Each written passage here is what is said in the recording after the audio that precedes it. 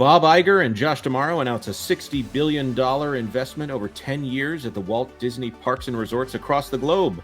That sounds like a mighty big number, but when you dig into the details, maybe it's not so much. Stay tuned for this special edition of That Park Place. Hey, everybody. Welcome. This was such an interesting announcement that we decided we're all just going to come in here and talk about it. As we said in the intro, it was announced at a Disney investor event today that they're investing $60 billion into the parks over the next 10 years.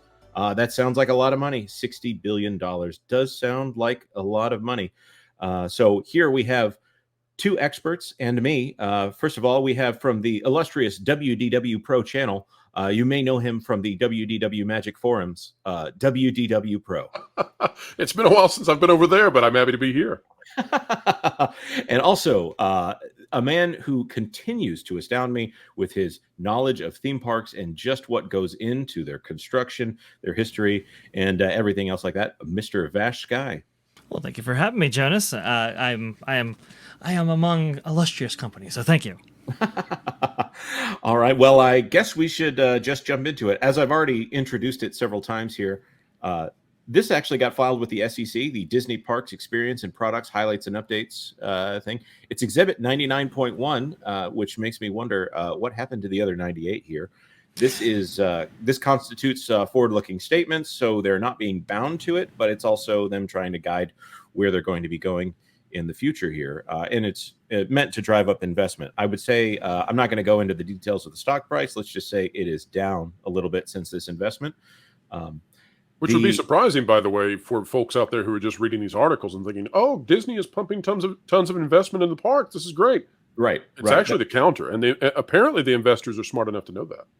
which is really astounding. It might speak to the fact that $60 billion ain't what it used to be. True that. I'll let you guys explain, but when you take a look at these numbers in depth, what you realize is that spending on the parks, perhaps, at least for Walt Disney World and Disneyland domestically, this may actually be a downgrade in terms of their investments, and it's at a time when these parks need more investment than ever, and it's not because that they haven't been invested into, they have been. The problem is that the investments have been so stupid and shoddy, i.e. take a look at what they've done at Epcot, that it's mind-boggling. Let me give you a quick example. In Epcot, they built Harmonious. Vash, how much did it cost to build Harmonious? Anywhere between $200 to $250 million. All right, so $250 million. That didn't work. It actually was so bad that it drove people out of the parks in the evening. Well, that was costing them huge amounts of money. So it's bad enough that they had to throw away and destroy $250 million of investment. That cost money to destroy it. Then they create this luminous entertainment display. Find out that's actually so bad that now they never even brought that to the public. The suits at Disney listened to the score of it and realized it was so bad, even after it had been played by an orchestra, that they had to start completely all over again. So now not only have they had to pay for a replacement that's luminous, but now they're paying for Luminous 2.0. You're looking at, just in incompetence, you're looking at $500 million when we get this thing all wrapped up, to have a nighttime show at Epcot. And we could go on and on about just the stupid ways they've invested, but the bottom line is, now they're going to have less money to invest with, in my opinion. Oh, absolutely. I think they very well might have less money to invest with. If this path of inflation keeps on getting worse, we might have a bit less, to be sure. As part of this slide that Disney released here, they talk about 5 specific strategies, including accelerate storytelling, expand footprint, advance commercial, leverage talent, and reach new fans. I thought that was very, very interesting. Look, Universal's only ramping up in terms of their competition with Disney. And so, yeah, it's nice to get a commitment of investing into the parks, but the question really is, how far will that actually be? This graph here goes back to 2012, and we know that 2002. How much, guys? How much are they going to invest, though, now? What's the number? 600 billion. So let's just walk that back a little bit. 600 billion across. Sorry, 60 billion. That'd be nice. Easy now, Jonas. That was going to get people excited. Some might say $60 billion double dollars. Oh, sorry. Right, it's a Vash right now, Go ahead. Disney has 10 parks globally. That's the four in Orlando, 2 in California. two in Paris or close to Paris, two. Actually, I suppose I didn't even count the Tokyo parks in there, did I? Well, Tokyo doesn't count because they're owned by Oriental Land Company. Right. So 10 parks that Disney owns. Also pointing out that this is not considering cruise lines and DVC, which is a majority of where this money is going to end up, according to this slide. Exactly. So Jonas, how much does a cruise ship cost? $1 billion. And how many cruise ships do they have? Vash? Currently, they have 5 2 Triton-class ships on the way, and then the Adventure. And they say they're going to double that, right? Yeah, so we're talking, 8 cruise ships in some time, doubling that. So everybody stick with me here, right? So let's say they're going to double it. Let's give them the minimum. Let's say they're going to invest 5 new ships. How much do ships cost? $1 billion. That's $5 billion. Take $5 billion out of the pot for the parks right off the top. Immediately, take it out. Right. And we also have to presume that these new ships coming online will be bigger, more extravagant, and those costs will be higher. So $5 billion is at the very low end of that number. Yes. So even if we don't lower it any more than we already are, which we could, there are a lot of little things that go into here. DVC, they don't know what the cost of running Reedy Creek, Siftod is going to be at this point. Well, they don't get to run it. That's got to be a shame, huh? Right. Sorry, they don't know the price of collaborating instead of running it. So right. $550 million per park per year over 10 years, 10 parks, $550 million. Now, we just like to point out that they've said that this is double what their parks expenditures were in the past.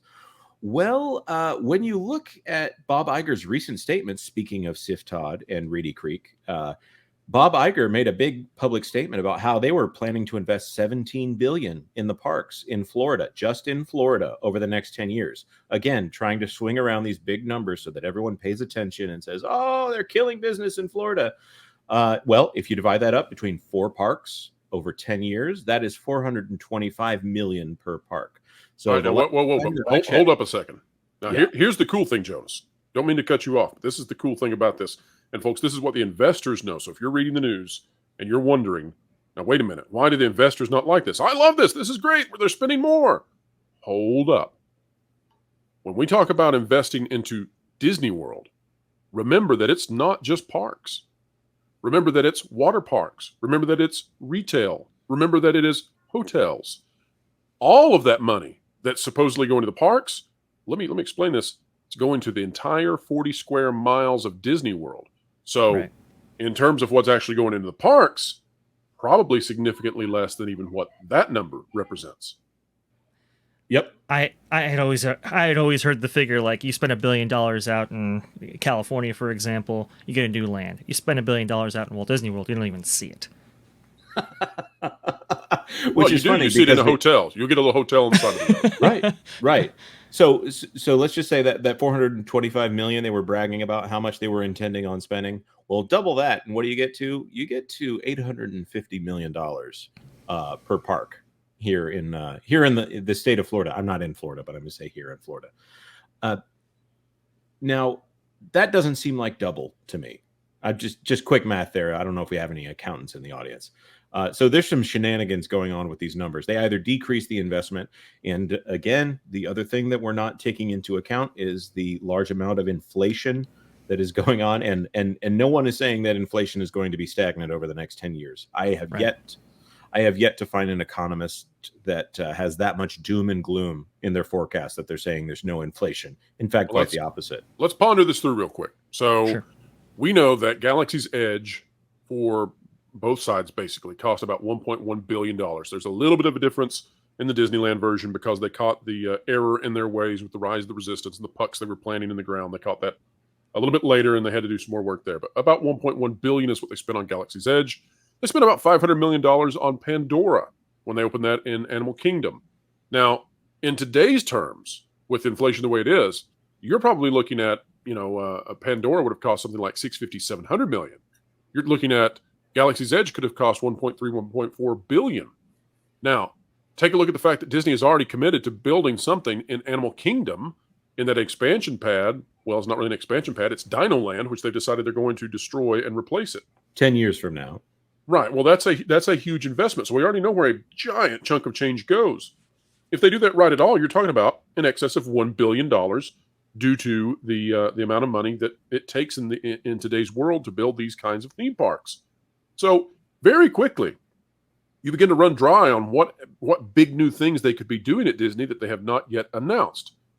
In terms of just how far this money goes, when you consider that it's not 4 parks, but it's actually 4 parks plus a vast array of hotels, plus water parks, plus retail, and when you consider that, the amount of work that needs to go into maintaining these parks now,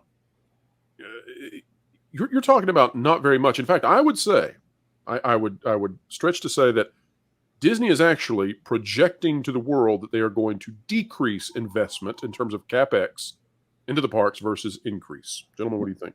Which is amazing, and I'm going to say that even if you're half wrong, I mean, it's still a dire picture for the company. I don't want to be negative here, but looking at all of this and looking at Pandora and looking at Galaxy's Edge, I am not sure, and Toy Story Land, I know that these are popular, but I don't know that they are more popular than, say, just here is one new ride. Looking at this chart right here, Mission Space. Oh man, they have to go back all the way to Mission Space. That's a long way. That's a long time ago. And they're talking about this is a golden era for the parks right here, all the way to 2008. A little bit of a dry spell. This Little Mermaid thing, I don't know what this is, honestly. Can somebody help me out? Is that a California thing, or is that something that was in the animation studios? No, that was the Little Mermaid dark ride that opened up in California Adventure in preparation. The one in the Florida version is going to be tucked into that new Fantasyland, which, by the way, new Fantasyland had somewhere between $600 and $700 million in terms of its budget. If you were to take that into today's dollars with it adjusted for inflation, you're talking about something that's getting close to, $800, $900 million. And you can very quickly see that, it's not just when they say they're going to invest, you'll also notice that they say they're going to make new jobs, right? They're not just saying they're going to invest in the parks and all this money goes to new stuff. That may be the misnomer that people are buying into. They're literally just saying how much money they're willing to spend on the parks. Yeah. So, you're not looking at a huge investment in new stuff. You're looking at status quo. Right. At the same time that Universal is investing vast amounts of money, huge money. Epic Universe is now a 1-week resort, allegedly. Just Epic Universe, one of 3 parks that Universal Studios will have. Good Lord. And at a more reasonable price, as we continue to bring up that you can go to the park, you can go to Universal for a lot cheaper than you can go to Disney World. This is something that I was debating whether or not we were going to point it out, but the bear in the park is too hilarious of a story to not mention. That bear shutting down 10 attractions at Walt Disney World when you're charging $80 a ticket, that's not a big deal. That's a cute story that nobody wants to lose their head over. Now, when you're charging $160, maybe $200 per ticket, that is the territory at which it becomes a high stakes thing to maximize your fun in a way that stresses everybody out. You're talking about aggregate investment, like Pro mentioned, Jonas. You're exactly right. You're at the top. You're at the limit of how much you can actually absorb when it comes to the price per park and the price to actually get into these things. So when you have, and we've seen this in prior quarters here, where operating costs have increased year over year over year, we have to assume that a lot of this is going to be taking that as well. Yep. So as we look at this, I think Pro is right. I think that this is actually an announcement that they're not going to spend money, but they're putting it out at this investors meeting as if they are going to spend money. A lot of these slides here are talking about maximizing the amount of money that people are spending at the parks. Right. Rip as much money out of their wallets as you can in the most egregious ways possible. And this is what has decimated Disney World's attendance, is that they did this coming out of the worldwide situation, the lockdowns, and they all jumped for joy when all this money was pouring in. Now the money's drying up because all those folks who got ripped off went back home and said, guys, Disney World is not what it once was. Now, also at the same time, they're crowing about the international parks in terms of investment with Shanghai and Hong Kong. I'm here to tell everybody that is a facade. That is a mirage. That is a giant photo op, because everything to do with those parks is controlled by the CCP 110%. And who knows how that's going to play out. But it's not the same system that we see with the other parks where people are choosing to go or choosing not to go, and it's some sort of natural, dynamic system. The system in China is totally different. I would encourage people to go take a look at Google Maps and go Google Hong Kong Disneyland. Just go look at that, because across the way it is actually grown, Vash, since you and I did the video on it. It is a vast camp that you don't want to go to, folks. Those are not mobile homes like you might see in some of those fake cities in Disney World. Those are places you don't want to go, and it's across the parking lot. So invest with care there, Disney. Invest with care. Okay. Well, to bring it back down to something a little bit more cheery, it looks like they'll be doing more with Duffy. Well, I think we ought to wrap it up, because I think we could go on this subject for a very long time. That being said, we want to hear from the people that watch our videos. We've had an amazing first week here at That Park Place, and the comments have been spectacular. The response has been fantastic. As we wrap up here, Pro, you're our guest on this channel. Do you want to tell people where they can hear from you? Well, absolutely. You can find me over on the WDW Pro channel. And also, make sure to check out That Park Place. Folks, you can see the article up on the screen right now. Disney Parks investment announcement leads to stock drop. So covering all kinds of stuff over on thatparkplace.com. The Pro Show is also this Thursday, 5 to 7 p.m. Eastern Time. And you can bet your bottom dollar that we will be talking about this as we continue to look into the actual numbers and figure out, is this actually an announcement about an increase in investment for Disney, or is this something the investors caught on to, which is ceding ground to their main competitor in Central Florida? Right. Of course, the other aspect there is that we know that Universal is building a park in Europe that they have been very quiet about. Right. Thank you very much, everyone, for staying tuned here to That Park Place. If you enjoyed this special report, please give us a like, leave a comment, subscribe if you haven't done so far, and stay tuned to That Park Place for all the news that should be fun. Thanks for watching That Park Place News. For more information, consider checking out www.thatparkplace.com for all the news that should be fun. Don't forget to subscribe, share, like, and send this out on your favorite social media accounts.